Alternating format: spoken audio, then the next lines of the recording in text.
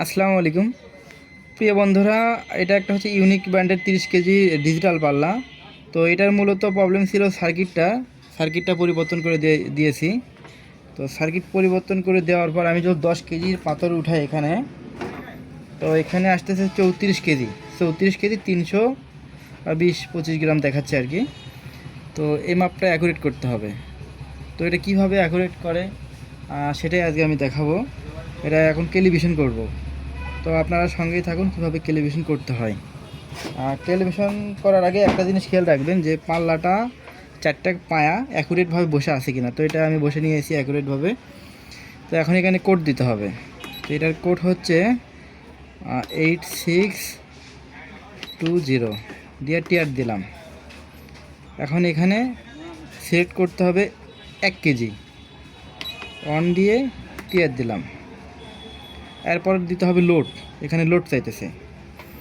তো আমি 10 কেজি উঠিয়ে দিলাম। এরপর 10 কেজি উঠিয়ে দেওয়ার পর আবার চাপলাম টিয়ার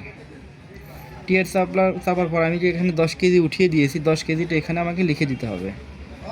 তো আমি এখানে এটা যেহেতু 30 কেজির পাল্লা, তাহলে এখানে আমি 10,000 গ্রাম করে দেবো। এটা গ্রামে কনভার্ট করব। 10 কেজিতে 10,000 গ্রাম হয়। তাহলে আমি এখানে 10,000 গ্রাম সিলেক্ট করি।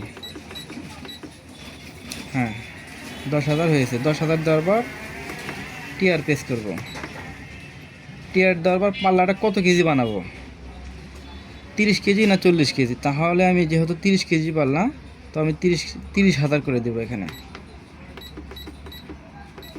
এই হচ্ছে 30,000 দেওয়ার পর টিয়ার দেওয়ার পর এটা হচ্ছে আপনার পয়েন্টের ইয়েটা আর কি, আপ ডাউন মানে কোন জায়গায় রাখবেন সেটার আর কি।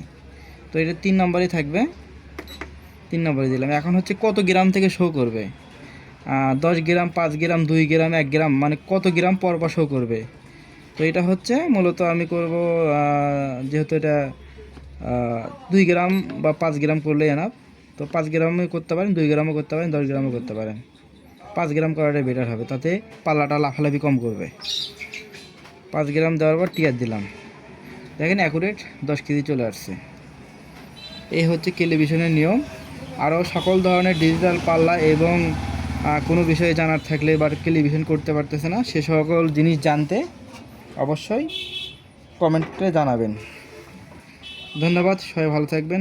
আসসালামু আলাইকুম।